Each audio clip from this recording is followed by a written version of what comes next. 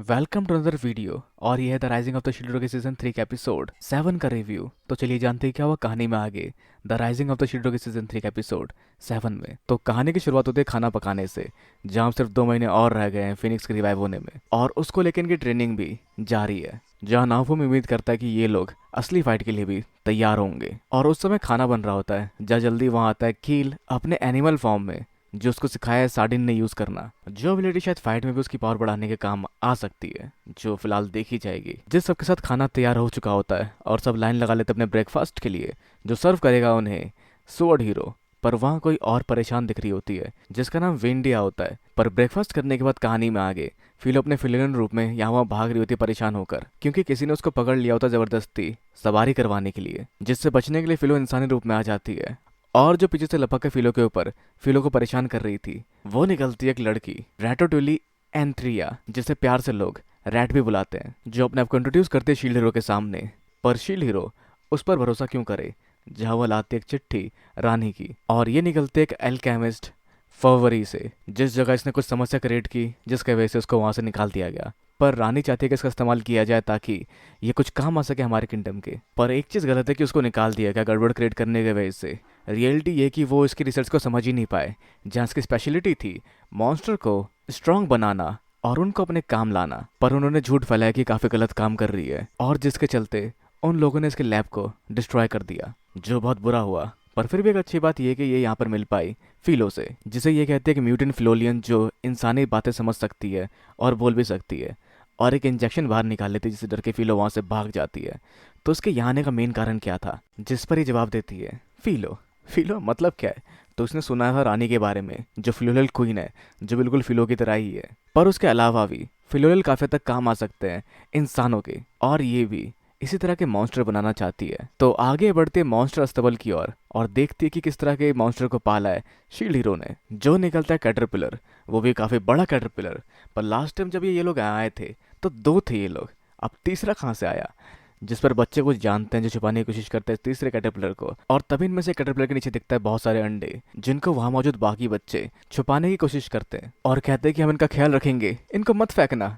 पर इतने सारे पालना पॉसिबल नहीं है, जिस पर कहती है रैट कि ऐसा मैं कर सकती हूँ। और शील्डर को भी लगता है कि हमें कोई ना कोई ऐसी जरूर चाहिए होगी जो हमारे मॉन्स्टर को स्ट्रांग बना सके, पर वो उस पर विश्वास नहीं कर सकता, जिस वजह से वो उस पर स्लेव क्रेस्ट लगाने की बात करता है, जो उसको एक्सेप्टेबल होता है, क्योंकि कुछ भी चलेगा उसको अगर वो अपने मतलब की रिसर्च को कंडक्ट कर पाए। पर खैर तभी आगे वहां पर कुछ और आता है सिल्ट वेल्ट की तरफ से, जिसमें होता है एक अंडा, एक ड्रैगन का अंडा भी, जिस पर रैट कहते हैं कि ड्रैगन चाहे किसी भी ब्रीड के क्यों ना हो, वो काफ़ी पावरफुल होते हैं, पर वो बड़े होने पर काफ़ी स्ट्रांग हो जाते हैं, जो एक पूरे इकोसिस्टम को भी डिस्ट्रॉय कर सकते हैं। पर जिस पर वेंडी कहती है कि ड्रैगन स्ट्रांग होते हैं, जो रैट ने भी एक्सेप्ट किया था। उसने कहा था कि इकोसिस्टम डिस्ट्रॉय हो सकता है इससे, और वो ड्रैगन से स्ट्रांग कुछ और बनाने की कोशिश कर सकती है। पर दोबारा वेंडी कहती है कि अगर तुम ड्रैगन पालोगे तो वो और भी स्ट्रांग बन सकता है पहले के कंपैरिजन में। और लास्ट में कंक्लूजन ये निकलता है कि ये लोग ड्रैगन पाल रहे हैं, जिसकी जिम्मेदारी छोड़ी जाती है रैट पे, जहाँ वो पहले शुरुआत करना चाहती है मॉन्स्टर सील से। तो आगे हम बढ़ते किसी काम से ब्लैक स्मिथ के पास, जिसके पास नाउफी में गया होता है अपने कंधे पर अंडा टांगे हुए, जो उसको हीट देने का काम कर रहा है यहाँ पर। तो वो इसमें कैसे फंसा, तो अगर हम बड़े फ्लैशबैक में, तो उसने इस काम को करने के लिए रैन को कहा था, पर रैन के पास एक कर्स सीरीज, और बाय द वे ड्रैगन को पालना पड़ेगा हीरो को ही, ताकि वो और पावरफुल बन सके। जहाँ रैन के ऊपर चल रही है कर्स सीरीज, जिस वजह से जिस भी चीज़ को छू रहा है वो डिग्रेड हो जा रही है, तो वो उसको नहीं पाल सकता। और विंडी भी गुस्सा करती है इस चीज़ को लेकर कि वो इसको नहीं छुएगा क्योंकि वो बुरा है उसके हिसाब से। तो जो बातें डिस्कस हो रही थी ब्लैक स्मिथ के पास, जहाँ उसने बना दिया कटाना, जिसके बारे में पूछा था शील हीरो ने, जो है साइड राइट कटाना, जो होती है एक हाई क्वालिटी की कटाना, जिसको फिर उठा कर देखते रेप्टेलिया, और उसका स्किल नाम निकलता है स्टार डस्ट ब्लेड। और फिर वो वहाँ से निकल जाते हैं टेलीपोर्टेशन के साथ। और आगे हम बढ़ते हैं फॉल और एटला की ओर, जहाँ एटला को नींद नहीं आ रही होती, जो फॉल से कहती वो लोरी सुनाने के लिए, जो उनकी मॉम उनको सुनाया करती थी। जब कोई चाहे किसी को तो सुन जाए क्या, ये समय है जो समय के साथ बीत जाएगा। बस उम्मीद है इस गाने को सुन के आप सोए नहीं होंगे।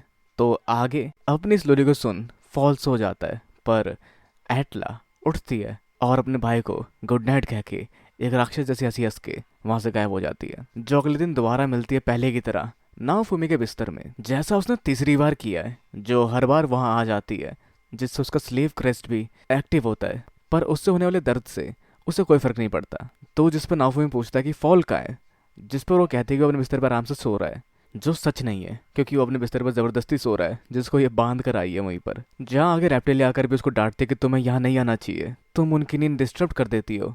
पर जहाँ पर वो शील्ड है शील्ड हीरो की, तो उसको शील्ड हीरो के नज़दीक रहना पड़ेगा। और जिसके बाद वहाँ आता है फॉल भी, जो उसको डांटता है दोबारा ऐसा करने के लिए, जिसको वो धक्का देके गिरा देती है। और जिसके बाद रेप्टिलिया उसको वहाँ से घसीटते हुए बाहर ले जाती है। तो इस तरह से हुई एक अजीबोगरीब दिन की शुरुआत नाओफुमी की, जहाँ आगे वो अपने कंधे पर अंडा लटकाए बैठा होता है अपने काम को करते हुए। जहाँ आगे आती है साइन, एक डॉल बनाए बिल्कुल कील की तरह, जिससे अपनी बातें साफ साफ कह पाती है अब नाओफुमी से, जो एक ट्रांसलेशन टूल था जिसको उन्होंने पाया अपने दुश्मनों को हराने के बाद।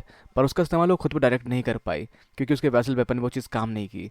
इसलिए डॉल के थ्रू वो ट्रांसलेट कर रही है अपने आप को, ताकि उसकी बात और क्लियर इनको समझ आ सके। और कहानी में हम आगे देखते रैन और एक्लेयर को, जो दोनों साथ में कुछ और समय स्पेंड कर रहे हैं, जहाँ रैन कुछ सीख रहा था या पढ़ रहा था, जहाँ एक्लेयर के उसके अचानक पास आने से वह घबरा जाता है। और वैसे हम देख पाते हैं आगे रैट को, जिसने बहुत सारे यहाँ कैंप लगा दिए किसी कैंपिंग सीड या प्लांट के साथ, जिससे हर जगह बहुत सारे घर जैसी चीजें बन जाती है, जिनका बीज लगाने पे जल्दी से ये इस तरह के घर बन जाते हैं, जो मोस्टली यूज किए जाते हैं कैंपिंग के लिए। और ये ऐसा कुछ बनाना चाहते थे अपने मॉन्स्टर को ट्रैक करने के लिए और गांव वालों की सेफ्टी को देखते हुए उनसे दूरी बनाने के लिए, जिसके अंदर ये लोग करते हैं हैच ड्रैगन के अंडे को। और उसके अंदर से निकलता है एक लाल सा ड्रैगन, जो एक वेयर कैटेगरी का ड्रैगन होता है, जो काफी लॉयल माना जाता है, जिसके अंडे को छिलके को शील्ड में डालने पर थोड़े से स्पार्कल निकलते हैं।